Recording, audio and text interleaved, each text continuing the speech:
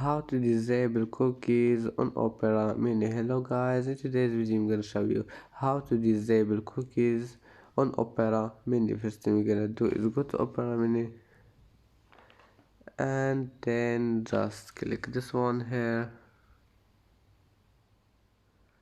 and now click here to go to settings and then just go down until you find advanced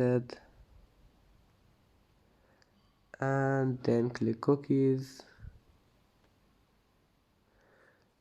and as you see now just click here disable, and as you see now cookies has been disabled.